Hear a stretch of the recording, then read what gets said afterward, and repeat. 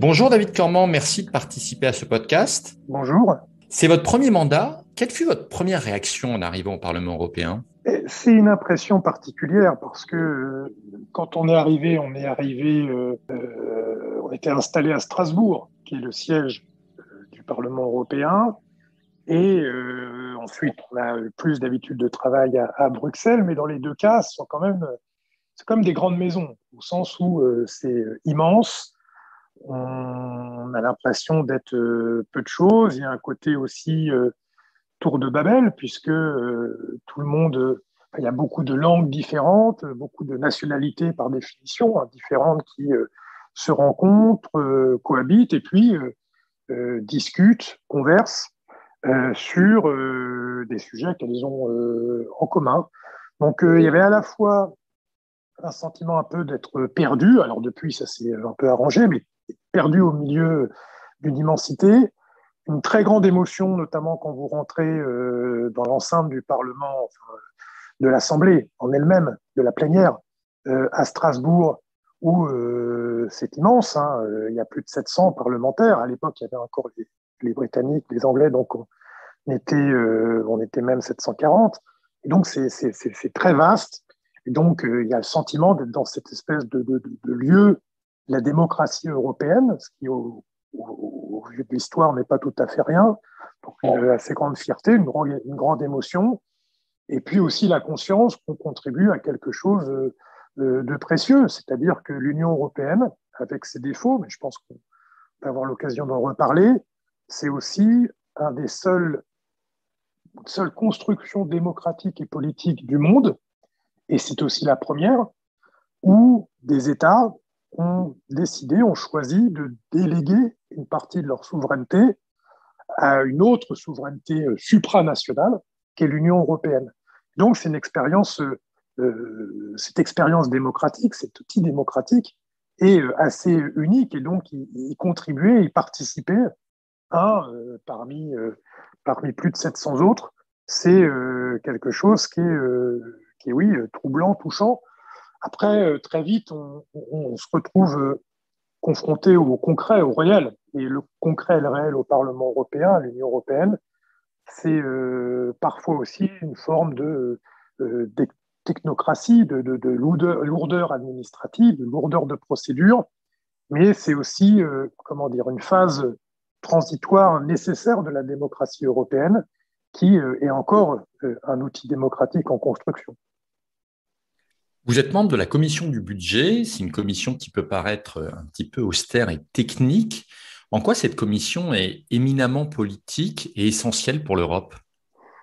Alors c'est vrai que la commission budget, qu'on appelle la commission budget, alors là c'est facile à déduire que c'est la commission budget, donc la commission budget dans le jargon européen, oui c'est une commission alors, qui a une part d'austérité, de technicité, puisque comme son nom l'indique, on y travaille sur le budget de l'Union européenne.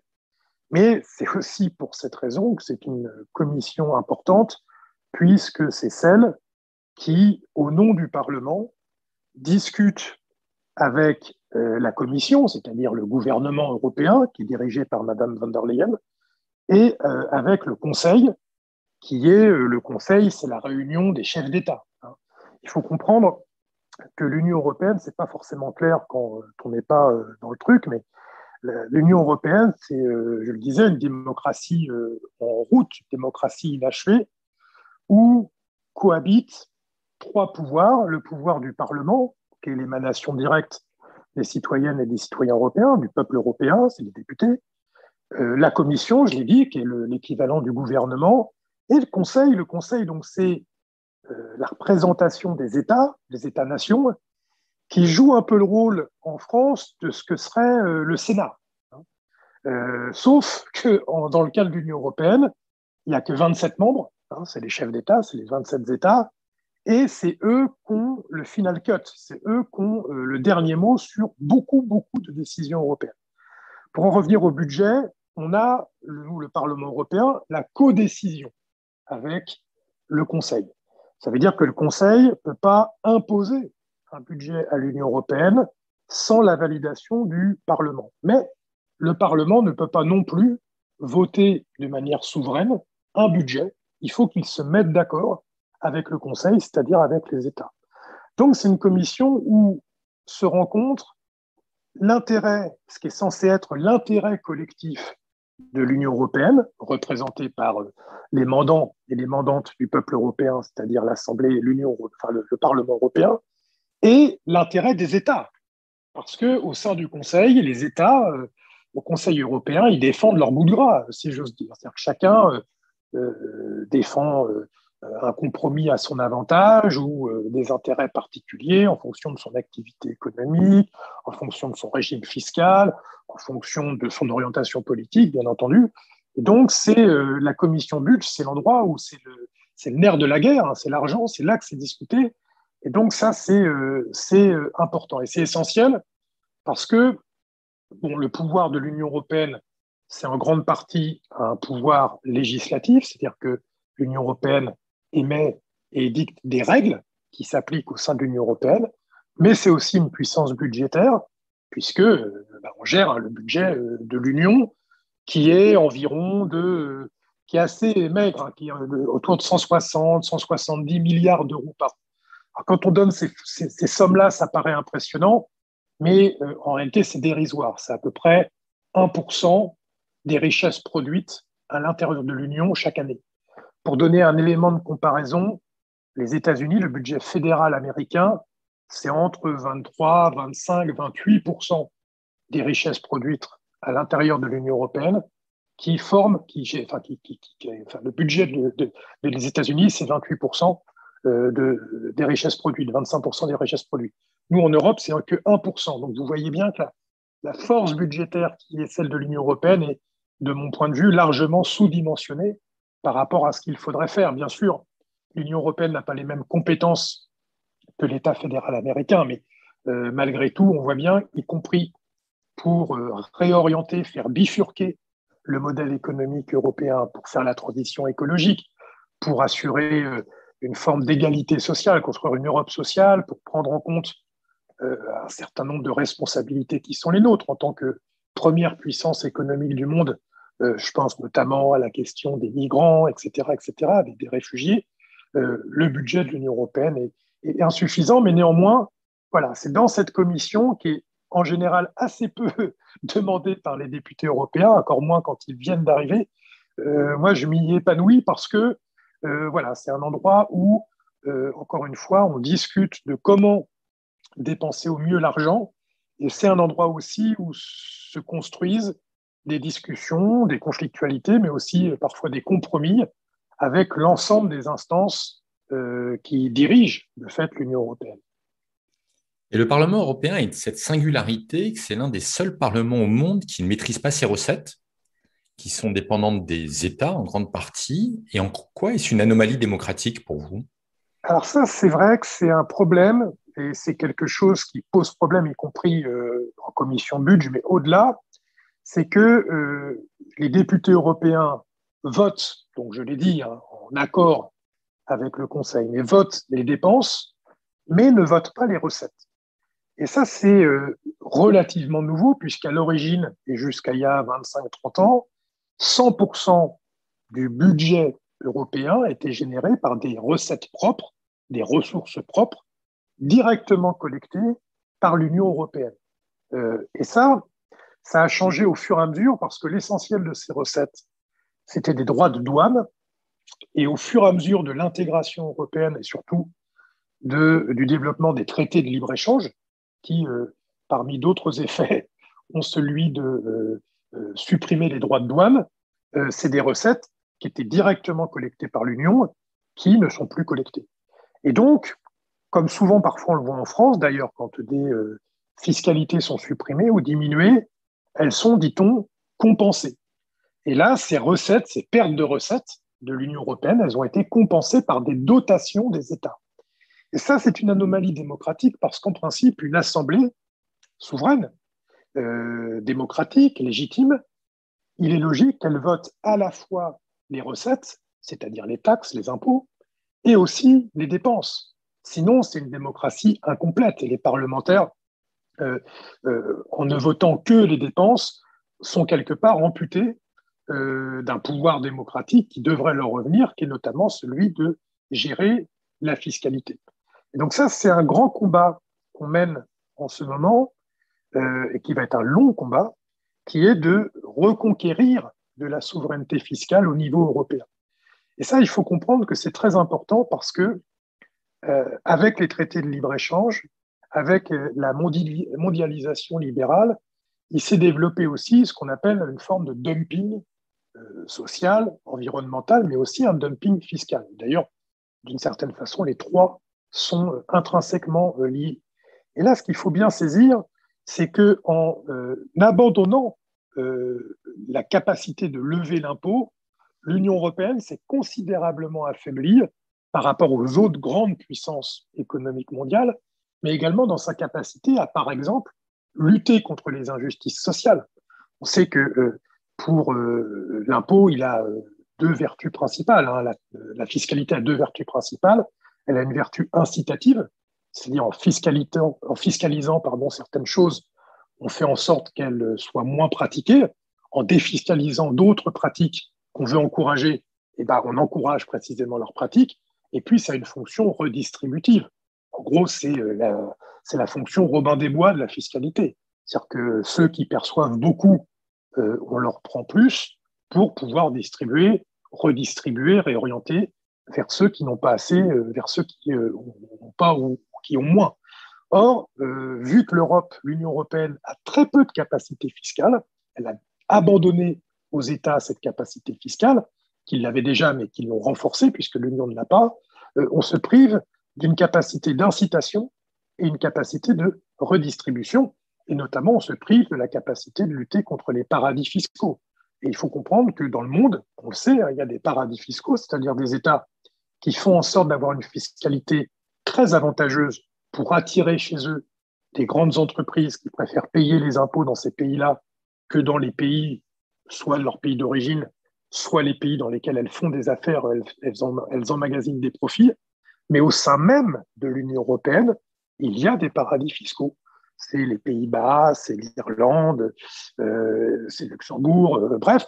Et donc, il y a une nécessité pour lutter contre ces paradis fiscaux d'avoir une fiscalité propre, des ressources propres qui soient gérées au niveau européen. En plus, l'avantage d'une fiscalité qui est faite au niveau européen, c'est que justement, ça évite la concurrence de dumping fiscal entre les États. Et ça permet aussi de lever des impôts à une échelle où c'est plus compliqué d'y échapper. Le dernier exemple en date sur lequel on se base, c'est la taxe sur les transactions financières. Vous savez, ça fait longtemps qu'on entend parler de ça. Moi, ça fait 20 ans que je milite, mais il y a 20 ans, j'entends plus de 20 ans, 25 ans, j'entendais déjà parler de la question, ça s'appelait la taxe Tobin à l'époque. Et c'était l'idée de prélever une toute petite part sur le volume des transactions financières. Ça aurait pour effet de limiter la spéculation, de limiter les transactions financières, et ça aurait une vertu en plus de collecter de l'argent de la part d'une activité qui génère peu d'économies réelles, peu d'emplois. C'est de la spéculation, donc c'est même plutôt néfaste à l'emploi et à l'économie réelle. Et donc, ça permettait de collecter de l'argent pour le réinjecter dans l'économie réelle. Et ça, on a beaucoup de mal à faire aboutir ce projet. Il y a la question aussi de la fiscalité minimum des entreprises. Vous en avez peut-être entendu parler parce que c'est pas l'Union européenne, mais c'est le nouveau président américain, Biden, qui a lancé cette idée d'une fiscalité minimum, au départ à 21%. Et d'ailleurs, je regrette que l'Union européenne, et singulièrement la France, n'ait pas été tout de suite en soutien à ce taux minimum d'imposition à 21%. Pour bien faire, en réalité, il faudrait qu'il soit à 25, mais 21, c'est déjà pas mal.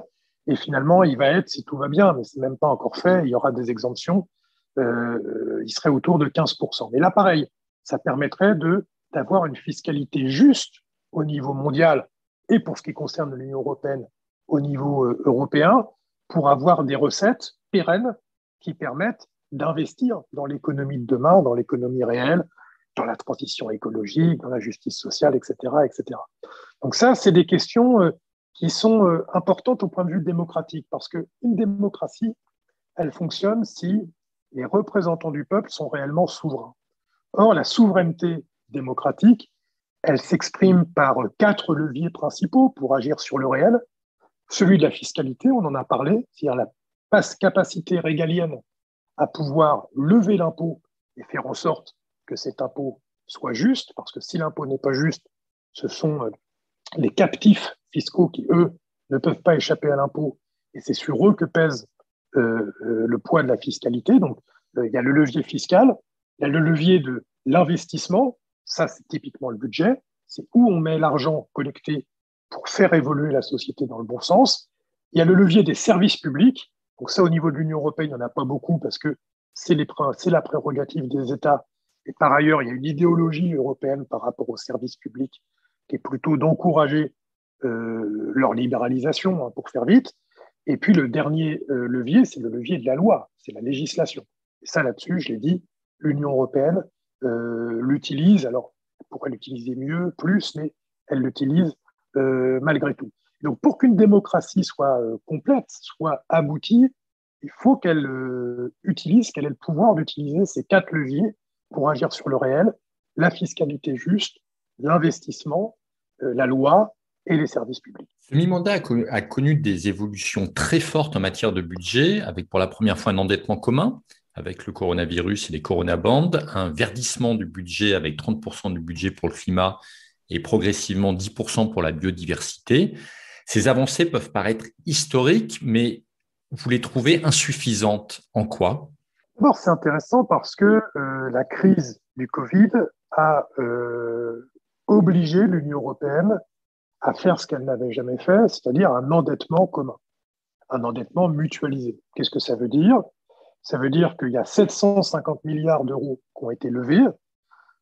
Pour la moitié à peu près de ces 750 milliards d'euros, ça a été des prêts bonifiés aux États qu'on avait besoin. Donc là, il n'y a pas de mutualisation. Par contre, d'une certaine façon, on a mutualisé les taux d'intérêt. C'est-à-dire que les pays les plus en difficulté, notamment les pays du Sud, qui auraient eu du mal à avoir des taux d'intérêt qui ne les auraient pas mis sur la paille, ont bénéficié de l'aide de l'Union européenne pour que les taux d'intérêt soient les plus limités possibles, hein, c'est-à-dire à quasiment zéro, ou à peine plus.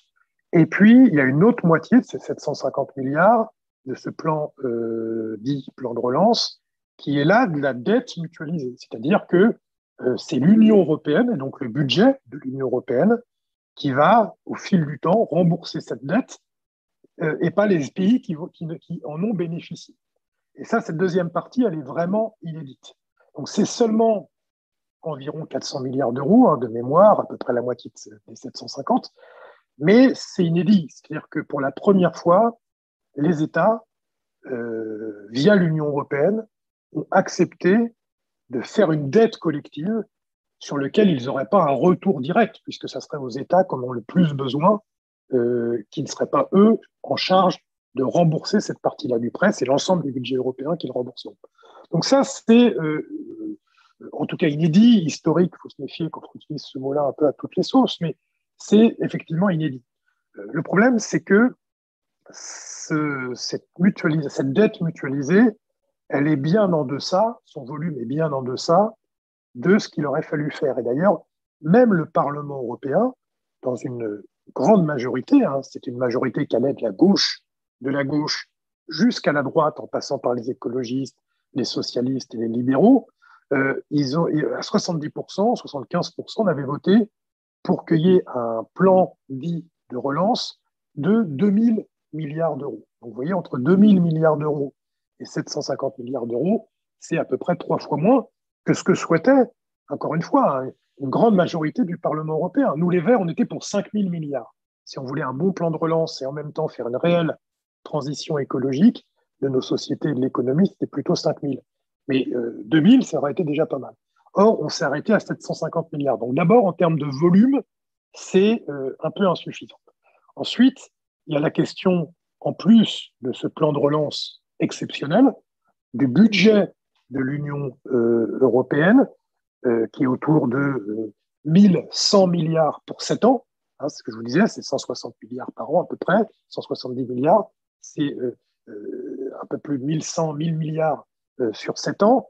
avec des conditionnalités que vous avez rappelées sur le climat, 30%, et la biodiversité, 10%.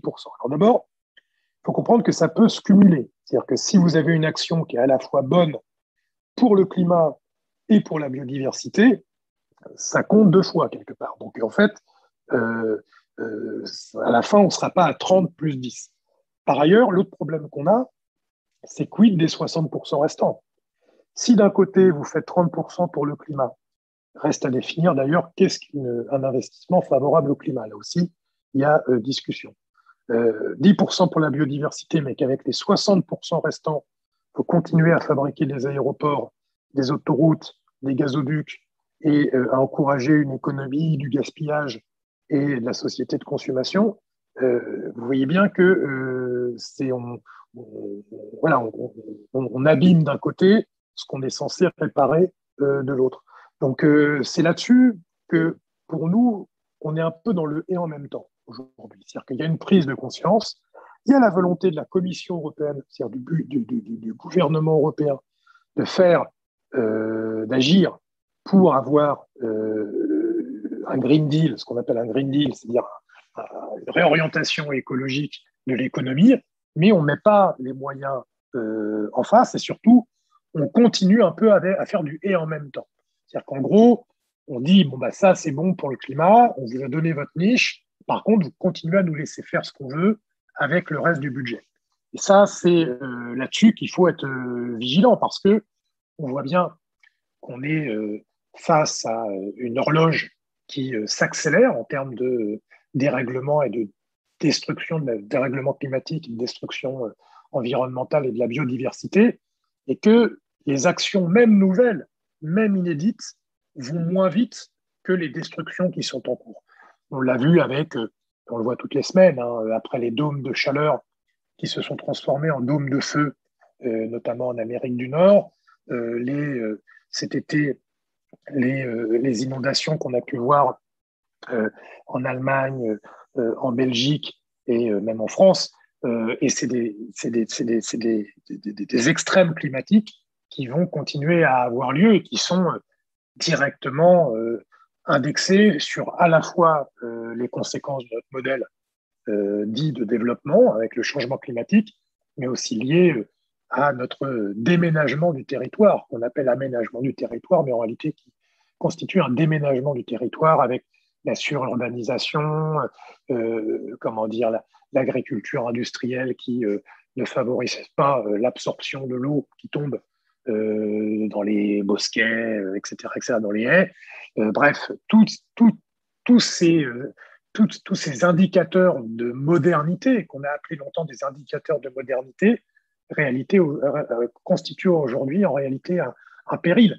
Et donc, inverser la tendance, bifurquer, prendre un grand virage pour modifier ce qui ne va pas dans notre modèle actuel, ça demande des investissements très importants, mais surtout des investissements cohérents. C'est-à-dire qu'on ne peut pas à la fois financer la bifurcation et en même temps financer la ligne droite du modèle actuel. Si on fait les deux à la fois, on voit bien qu'on n'agira pas assez vite et on ne sera pas à la hauteur des enjeux qui sont désormais juste devant nous. Et justement, la BEI a adopté sa feuille de route climatique pour la période 2021-2025. Est-elle aussi dans le en même temps? Alors, la BEI, c'est la Banque européenne d'investissement. Pour que celles et ceux qui nous écoutent peut-être ne soient pas perdus, à ne pas confondre avec la BCE, la Banque centrale européenne. La Banque centrale européenne, c'est comme la Banque de France en France, c'est-à-dire que c'est l'institution qui est chargée de battre monnaie et de gérer l'euro, soit en générant, qui suit la question des taux d'intérêt. Bon, enfin, c'est un autre débat. Là, on parle de la BEI, c'est la Banque européenne d'investissement, qui est une banque extrêmement puissante. Hein, c'est la première banque d'investissement du monde, ou l'une des premières. C'est de mémoire une soixantaine ou 70 milliards d'euros chaque année qui sont investis, avec en plus ce qu'on appelle un effet levier. C'est-à-dire que quand la Banque européenne d'investissement investit dans un projet, elle permet de débloquer d'autres formes d'investissement sur ces projets qu'ils soient privés, qu'ils soient des États, qu'ils soient des collectivités locales parfois, qui complètent ces investissements. Donc c'est un outil d'action économique sur l'Union européenne qui est extrêmement important.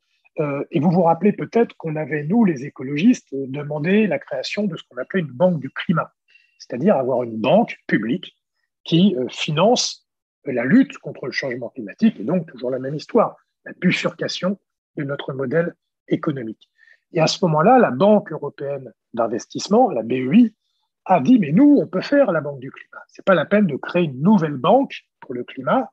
Nous, on va le faire.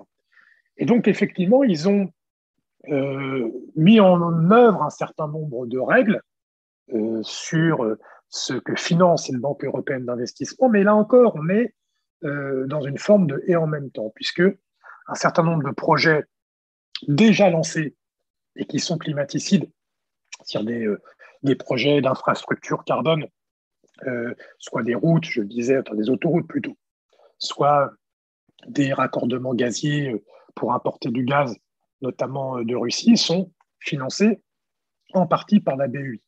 Donc ça reste un problème, parce que vous ne pouvez pas à la fois dire que vous êtes la banque du climat et en même temps continuer de financer des projets climaticides. Et par ailleurs, on a du mal à avoir ce qu'on appelle un reporting, c'est-à-dire une analyse des acteurs économiques sur lesquels s'appuie la BEI. Quand la BEI finance un certain nombre de projets, elle peut s'appuyer sur des banques privées, des intermédiaires bancaires. Or, ces intermédiaires bancaires, on ne vérifie pas quelle est leur attitude, par ailleurs, en matière de politique climat.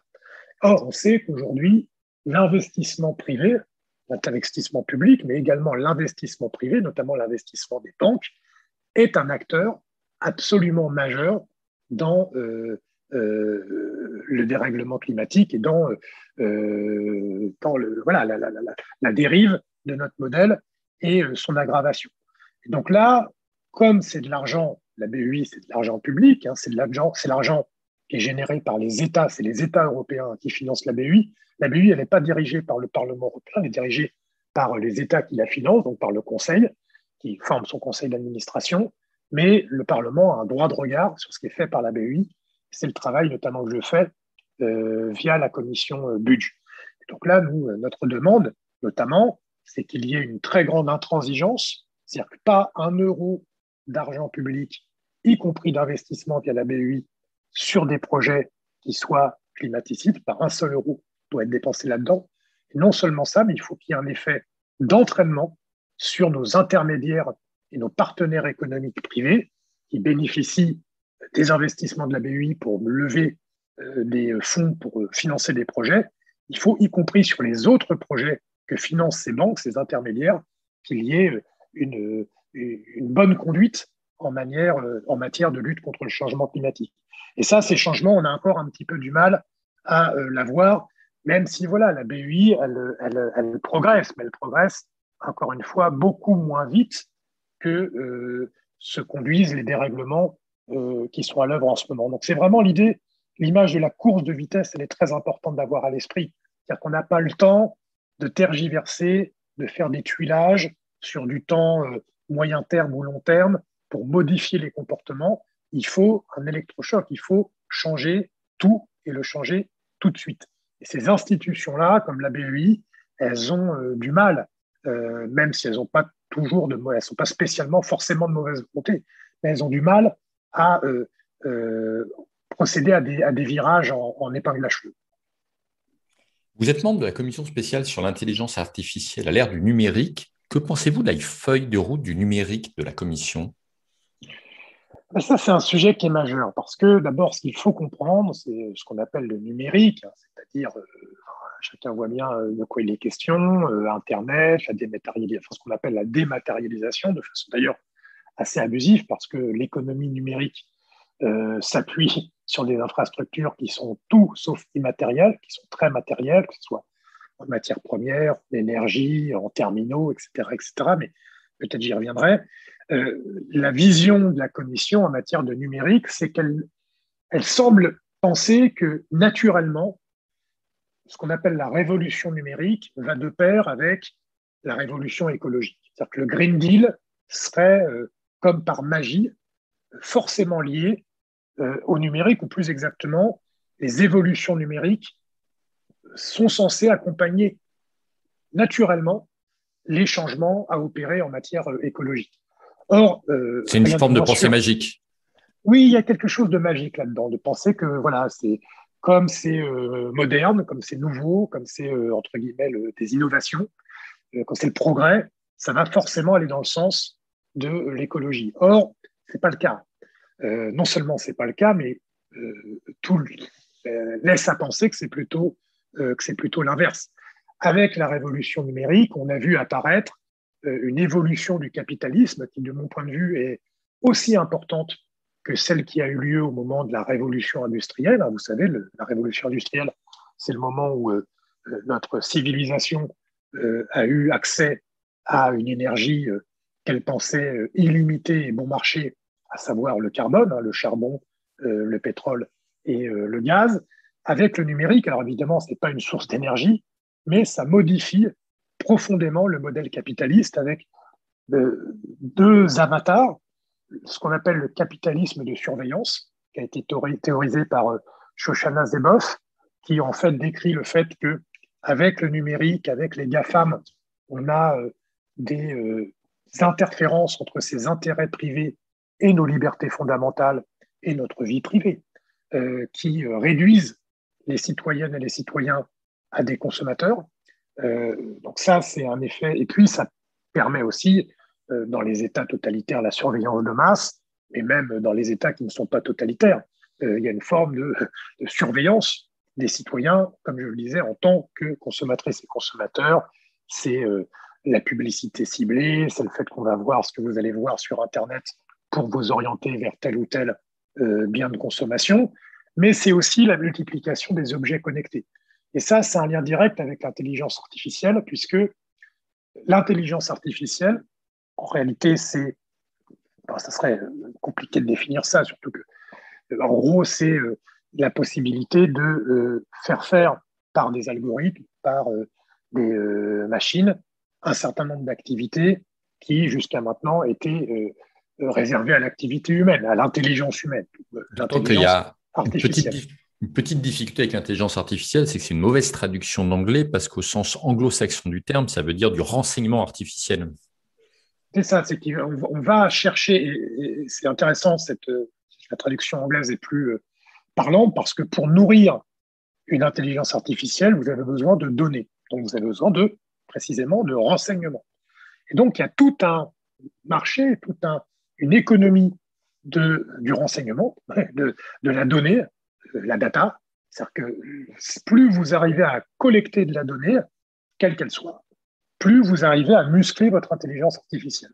Et plus vous musclez votre intelligence artificielle, plus vous êtes en situation économique aujourd'hui de pouvoir mettre sur le marché un certain nombre de produits, de services qui vont vous enrichir et vous mettre en lien avec les personnes qui vont être plus susceptibles d'acheter votre produit, etc., etc. Donc là, il y a une question qui touche aux libertés fondamentales. Et donc ce capitalisme de surveillance, c'est un nouvel âge du capitalisme qui, de mon point de vue, rentre en conflit avec un certain nombre de valeurs de nos sociétés démocratiques. Je l'ai dit, respect de la vie privée, respect des droits fondamentaux, etc., etc. Puis il y a un autre avatar à côté de ce capitalisme de surveillance qui est lié d'ailleurs, c'est ce qu'on appelle le capitalisme de plateforme. C'est avec des impacts sur, par exemple, la qualité du travail. Quand je parle de qualité du travail, c'est la qualité de vie des travailleuses et des travailleurs. Avec ce qu'on appelle l'ubérisation du travail, vous en avez entendu parler, c'est la situation qui est terrible des personnes qui livrent la nourriture à domicile et qui sont mises en concurrence entre elles par des plateformes, en l'occurrence Uber, qui les sous-payent, qui les payent à la tâche. C'est le retour du travail à la tâche. Et là, donc, on voit après un 20e siècle, un fin 19e à un 20e siècle, qui avait plutôt vu évoluer dans le bon sens le droit du travail, la protection des salariés, etc., etc. Et donc, ces régressions, elles m'interrogent parce que, à la fois, on nous présente le numérique, il peut parfois l'être, là, je fais le côté obscur de la force, mais le numérique, on nous le présente comme quelque chose qui consiste à apporter des progrès. Or, en matière démocratique et en matière sociale, ce ne sont pas à des progrès que l'on assiste, mais plutôt à des régressions. Et donc ça doit nous interroger. Et au sein de la commission sur l'intelligence artificielle, ce sont des sujets qu'on essaye d'aborder, et ce n'est pas simple, parce qu'il y a un a priori de la part des institutions européennes et puis d'un certain nombre de mes collègues parlementaires, des autres groupes, sur la croyance dans, enfin, en fait, c'est de dire, l'intelligence artificielle va être un gros business, donc à défaut de s'interroger sur la finalité de cette technologie, il faut que nous soyons concurrentiels. Et donc l'idée, c'est, encore une fois, il y a quelque chose de la pensée magique en disant, mais l'intelligence artificielle, ça va permettre de moderniser l'agriculture, pour prendre un exemple concret. Or, cette modernisation-là de l'agriculture, est-ce qu'on en a vraiment envie? Aujourd'hui, c'est des millions d'emplois dans l'agriculture qui ont disparu en quelques décennies en France, donc encore plus au niveau européen, avec l'industrialisation de l'agriculture. Et à cette industrialisation de l'agriculture qu'on a vue depuis la deuxième partie du XXe siècle, on risque d'y ajouter cette numérisation de l'industrialisation agricole, et ça veut dire ce qu'on appelait ce qui étaient des grandes exploitations agricoles de 400 ou 500 hectares. Demain, ça sera peut-être 2000, 3000, 4000 hectares, avec des moissonneuses qui sont téléguidées à distance, et donc c'est plus des paysans qu'on aura, ce sera des programmateurs avec l'impact qu'on peut imaginer sur nos paysages, sur l'emploi, sur la qualité de notre alimentation, sur la biodiversité, etc., etc. Et donc ces questions-là, elles sont fondamentales, et ce que je regrette, c'est que l'Union européenne a une approche uniquement économique, business, de ces activités, mais n'en mesure pas les impacts sur notre modèle de société, sur la qualité, encore une fois, de l'emploi, la protection des travailleurs, sur les impacts sociaux et sur les impacts environnementaux. Donc ça, c'est vraiment le combat qu'on mène avec le groupe Vert, avec mes collègues, c'est-à-dire sur toutes ces questions du numérique. Il ne s'agit pas d'avoir une vision obscurantiste par rapport à tout ce que peut apporter en termes de partage de connaissances, en termes de partage de savoir, en termes d'accès à l'information, en termes d'accès, y compris à la contestation. Donc là, ça a des vertus démocratiques. Donc ça, c'était un peu l'oxygène qu'avait apporté le numérique et Internet quand ça a commencé à se développer. On voit bien, comme souvent d'ailleurs, des choses comme ça sont détournées de leurs vertus premières et aujourd'hui utilisées à l'inverse de ce pourquoi aujourd'hui c'était défendu par les personnes qui défendaient Internet. Donc là, on a un vrai débat autour de la question numérique et de l'intelligence artificielle, de civilisation en réalité. C'est dans quelle société européenne veut-on vivre? Quel rôle veut jouer l'Union européenne dans cette espèce de combat mondial sur la maîtrise du numérique? Est-ce qu'on veut ressembler, pour caricaturer un peu les choses, à l'État chinois qui utilise le numérique pour contrôler, plus que contrôler, diriger, téléguider quasiment sa population, ou le modèle des GAFAM des États-Unis qui, dans un autre genre, pose aussi un problème en termes, je l'ai dit, de liberté fondamentale. Et donc, il faut créer un modèle européen du numérique, de l'intelligence artificielle, tous ces apports technologiques d'innovation pour qu'elle soit vraiment au service d'un authentique progrès et non pas de régression. Et justement, vous êtes membre de la commission IMCO, qui est un nom joliment technocratique pour dire la commission du marché intérieur et de la protection des consommateurs. Où en êtes-vous de votre combat pour que l'Union européenne protège les consommatrices et les consommateurs contre l'obsolescence programmée? Alors ça, oui, pareil, c'est une commission, donc IMCO, vous avez bien fait de rappeler que son nom est un peu barbare. Elle est fondamentale, elle est centrale, puisque l'Union européenne, très vite, après la communauté européenne du charbon et de l'acier, s'est construite comme une zone, comme un marché. Hein. C'est un espace démocratique, il y a des valeurs, il y a des droits fondamentaux, etc., au sein de l'Union européenne, mais il y a aussi des règles économiques, et ça a été conçu pour être un immense marché. D'ailleurs, de ce point de vue-là, je l'ai dit tout à l'heure, ça a bien marché, puisqu'on est le premier marché économique du monde, on est la première économie du monde. Mais donc, comme on est le premier marché du monde et la première économie du monde, les règles qui régissent notre marché européen, non seulement ont un impact au sein même de l'Union européenne, c'est évident, de l'Union européenne, mais aussi ça a une capacité prescriptrice à l'extérieur de nos frontières, puisque toutes les entreprises du monde souhaitent avoir accès à ce premier marché du monde qu'est l'Union européenne, et donc les règles que nous édictons ont le pouvoir de changer les pratiques à l'intérieur de nos frontières, mais également en dehors de nos frontières. Donc ça, c'est un enjeu extrêmement important. Donc au sein de la commission IMCO, qui est réunie très souvent, comment dire, pour les autres groupes, que le groupe Vert, c'est un peu les plus libéraux de la bande, que ce soit ceux du PPE ou ceux des libéraux, c'est quand même ceux qui croient beaucoup au marché, vous savez, libre et non faussé. C'est-à-dire le marché avec le moins de contraintes possibles, le moins de règlements, il faut laisser faire les entreprises, il faut, au pire, il faut les inciter ou les encourager, mais il ne faut jamais réglementer. Donc ça, c'est un combat qu'on mène au sein de la commission IMCO avec mes collègues écologistes, c'est de mettre des règles du jeu, et notamment sur la question sur laquelle vous m'interrogiez, qui est la question de l'obsolescence programmée, que j'aimerais élargir d'une manière plus importante à quel rapport avons-nous aux biens de consommation?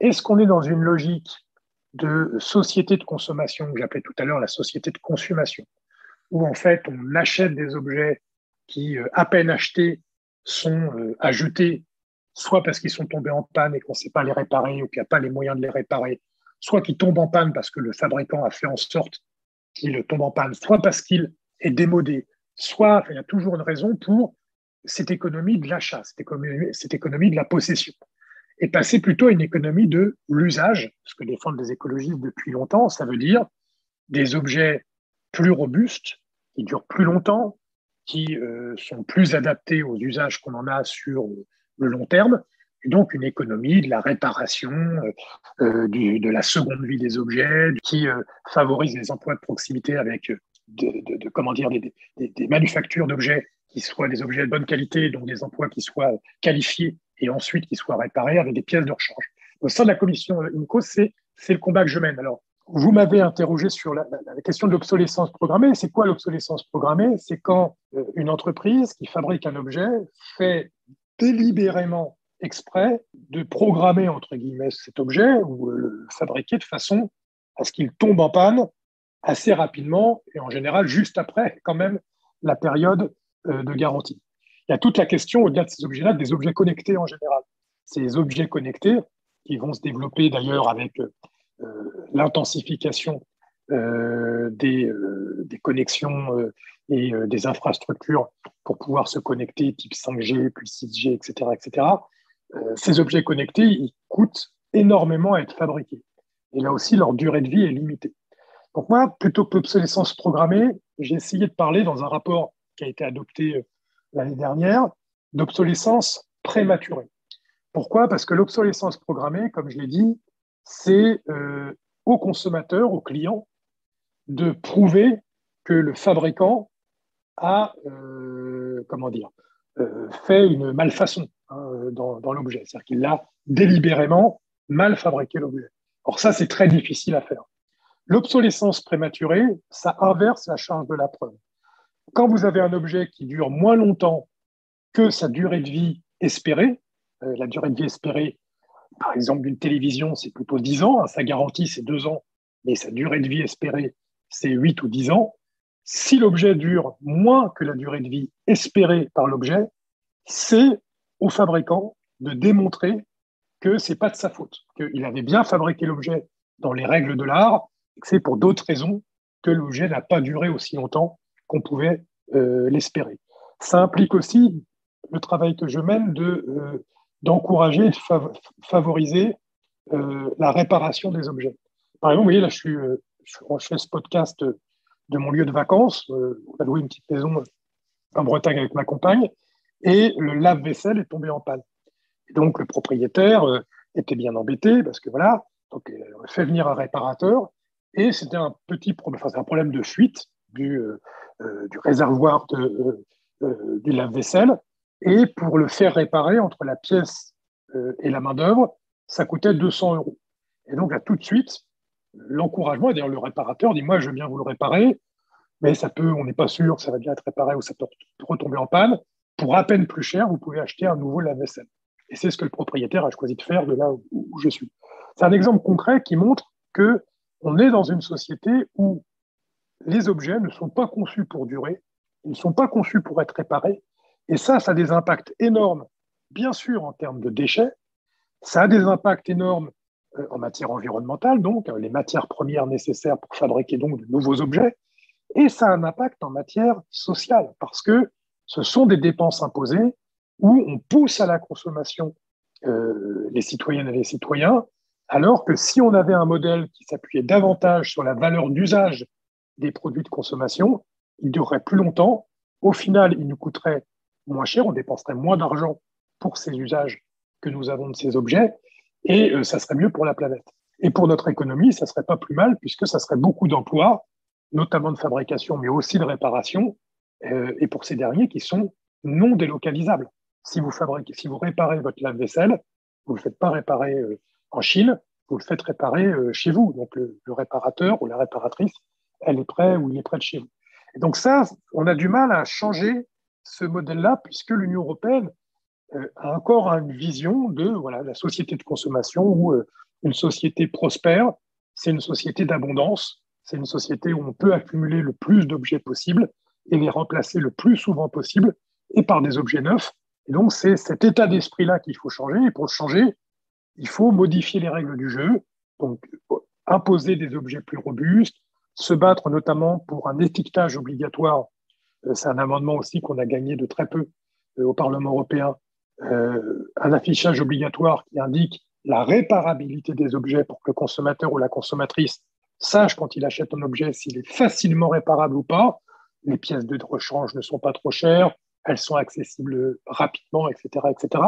Donc il y a tout, vous voyez, c'est assez technique, mais il y a tout un travail qui peut être fait qui a des implications ensuite très concrètes sur, encore une fois, les économies de matières premières, la limitation des déchets et le pouvoir d'achat des familles. Globalement, vous êtes venu à l'écologie par l'environnementalisme, c'est-à-dire par une forme de révolte ou de cri contre le sort réservé à la nature. Que répondez-vous à celles et ceux qui s'émeuvent de l'abandon du primat de l'humain? Oui, c'est une critique ancienne qu'on entend vis-à-vis de l'écologie politique depuis qu'elle est, mais même avant même que l'écologie politique existe, il y avait déjà ce procès fait aux écologistes de, en gros, s'intéresser davantage aux petites fleurs et aux petits oiseaux qu'à leurs contemporains, Homo sapiens, que les autres humains. C'est une critique qui, pour être franc, s'appuie assez peu sur le réel, mais qui est la méthode qui a été choisie par nos détractrices et nos détracteurs pour, quelque part, délégitimer l'écologie. Moi, ce que je constate aujourd'hui, c'est que ce n'est pas l'écologie qui est au pouvoir, et pourtant, le primat de l'humain, il est largement remis en question.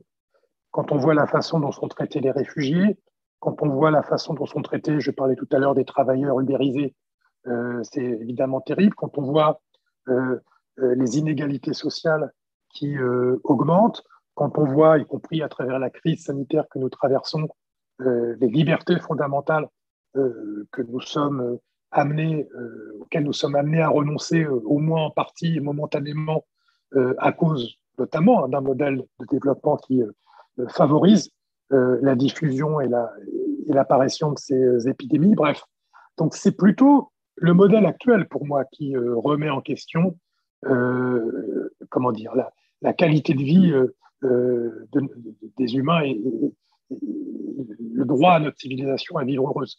Mais au-delà de ça, cette critique trahit aussi une forme de méconnaissance du lien intrinsèque qu'il y a entre nous, la civilisation humaine, et l'ensemble du vivant. D'ailleurs, c'est la spécificité, je crois, de l'écologie politique par rapport aux autres courants de pensée politique, c'est que nous, les écologistes, nous n'avons pas une vision, comment dire, anthropocentrée du monde. Anthropocentrée, c'est-à-dire uniquement vue à travers les yeux de l'humain. Nous avons une vision, je dirais, biocentrée. C'est-à-dire que nous essayons d'appréhender la Terre, la société, la vie sur Terre, non pas uniquement à partir du regard de l'être humain, mais à travers de l'ensemble du vivant.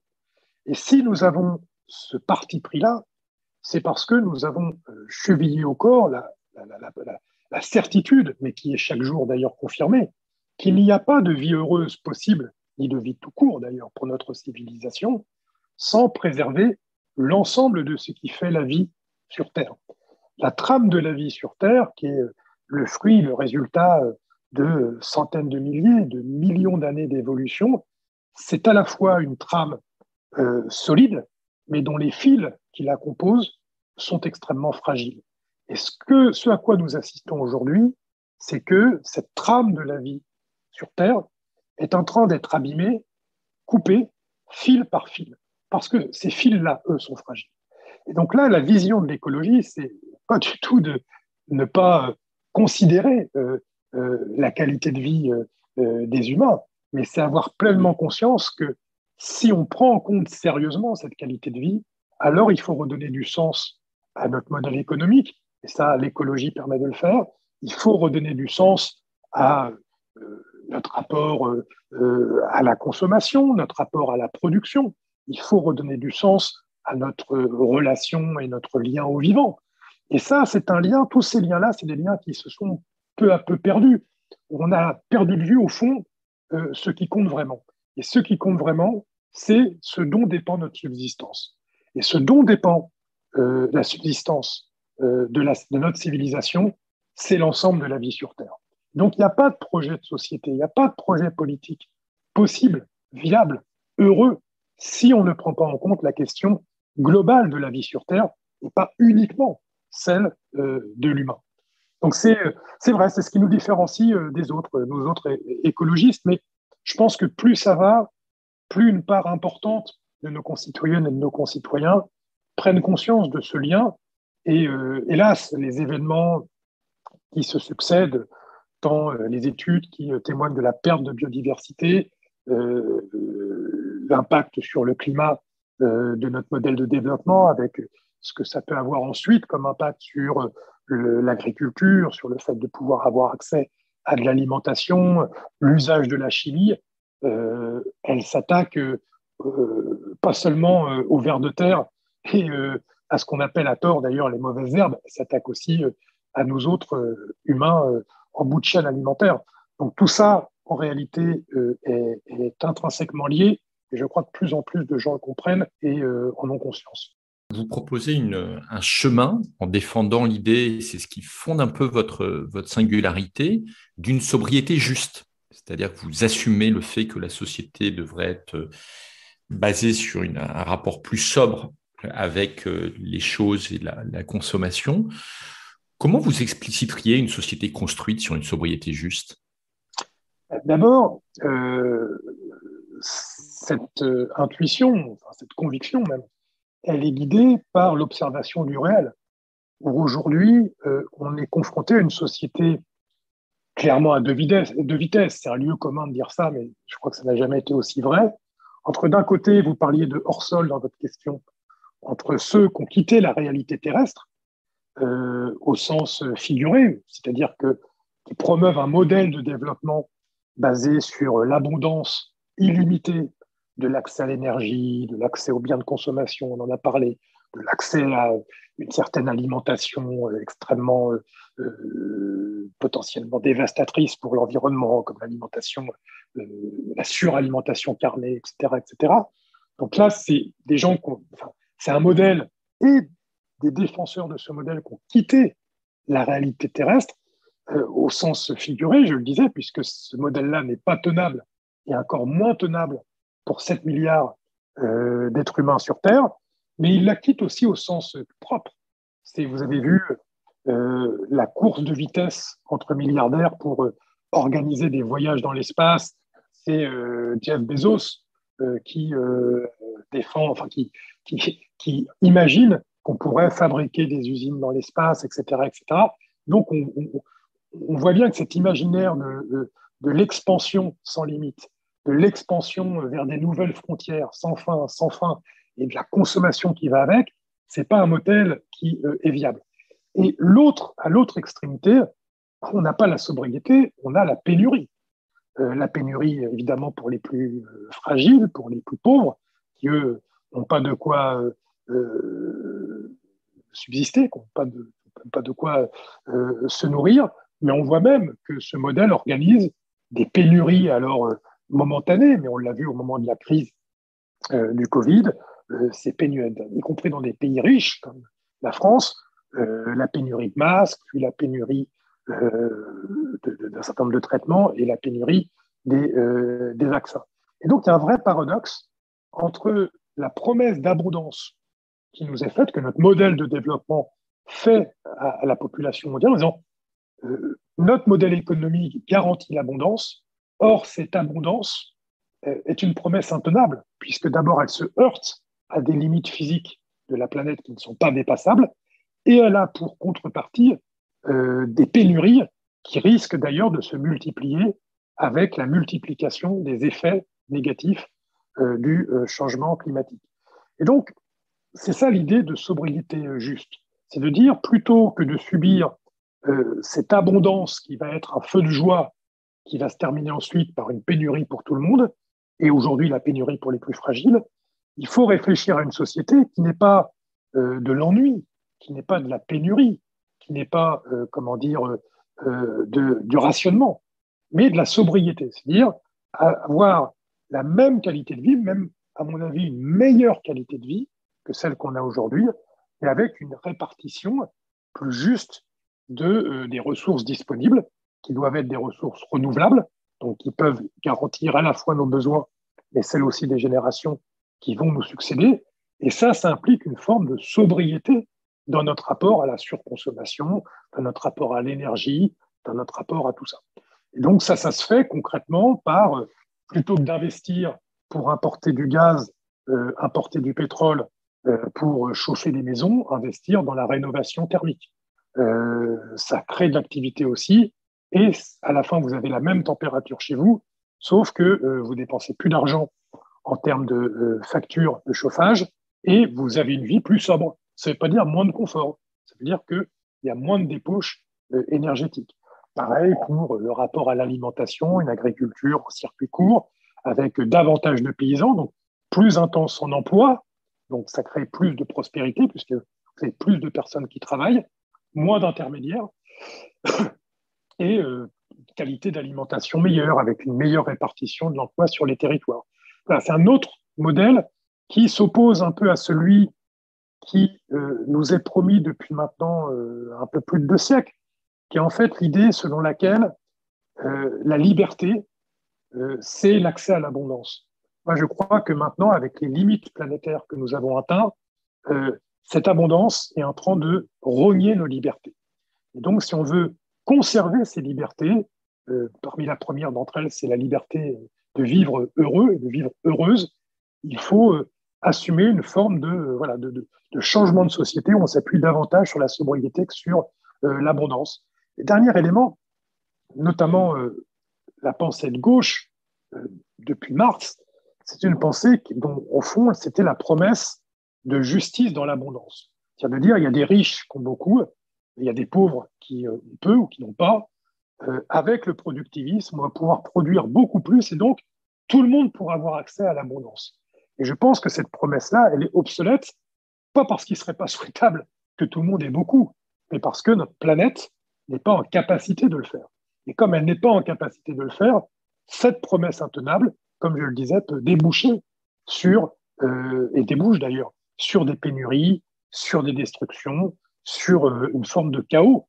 Et donc, pour moi, la nouvelle promesse émancipatrice, la nouvelle promesse progressiste, c'est une juste répartition de la sobriété. Ça veut dire que les milliardaires qui, pour le plaisir, s'offrent 10 minutes dans l'espace, peut-être qu'on peut s'en passer, et peut-être que cette énergie-là, alors évidemment, c'est un exemple extrême que je donne, mais peut-être que plutôt que de voyager pour quelques jours à l'autre bout du monde, pour ceux qui en ont les moyens, ce qui représente une très petite minorité, même des Français, on peut plutôt privilégier des voyages en train. C'est le même plaisir de voyage, c'est le même sentiment d'exotisme et comment dire, d'être un peu dénaturé, mais c'est beaucoup plus sobre, d'être dépaysé, pardon, mais c'est beaucoup plus sobre en matière énergétique et pour la planète. Donc, cette notion de sobriété juste, pour moi, c'est une notion qui peut nous permettre de continuer à vivre dans une société authentiquement libre et égale et conviviale. Et avez-vous un conseil de lecture pour nos auditrices et nos auditeurs? Par rapport à ce qu'on s'est dit pendant cet entretien, il y a beaucoup d'auteurs qui m'ont inspiré, et d'autrices. Je pense à Shoshana Zuboff, dont je parlais tout à l'heure, qui a écrit un livre qui a été traduit en français il y a quelques mois, qui s'appelle Le capitalisme de surveillance, que je vous conseille. Il y a une trilogie de Serge Audier, Serge Audier, A-U-D-I-E-R. Le premier livre, il est sorti en 2017, c'est La société écologique et ses ennemis. Le deuxième, c'est L'âge productiviste. Et le dernier qui est sorti, c'est La cité écologique pour un éco-républicanisme. Vous voyez, ça fera écho, c'est le cas de le dire, à des sujets d'actualité. C'est une trilogie assez imposante, mais passionnante de Serge Audier, y compris pour montrer en quoi l'écologie politique s'inscrit dans une longue histoire des idées et qu'elle a depuis son origine, avant même qu'elle s'appelle écologie, irriguée et s'est trouvée confrontée d'ailleurs à des visions de droite, bien sûr, mais parfois aussi de la gauche traditionnelle qui ont pu lui faire les reproches que vous me rappeliez tout à l'heure sur l'anthropocentrisme, sur le fait de ne pas être assez social, etc., etc. Un autre livre dont on parlait à l'instant, sur le rapport à l'abondance et à la liberté, c'est le nom du livre, Abondance et liberté, de Pierre Charbonnier, qui est un ouvrage très intéressant. Et puis, une autre autrice, rien à voir directement, en tout cas avec l'écologie, un livre passionnant de la rabbin Delphine Horweiler, qui s'appelle Vivre avec nos morts. Donc c'est un livre qui parle évidemment de ce qu'il y a dans le titre, mais c'est l'occasion aussi d'avoir des pensées que je trouve très précieuses, très intelligentes sur des sujets d'actualité dont on entend parler, que ce soit la laïcité ou ces questions-là. Donc ça fait beaucoup de lectures, mais si vous avez l'occasion, ce sont des livres intéressants. Et j'ai oublié de citer Bruno Latour, mais qui est aussi un penseur, mais qui lui est déjà un peu plus connu, et je vous invite à redécouvrir, notamment sur l'Europe. Il avait écrit Où atterrir. C'était un livre qui nous avait beaucoup inspiré pendant la campagne des européennes de 2019. Merci David Cormand pour ce temps précieux. Merci à vous. Merci, à bientôt. À bientôt.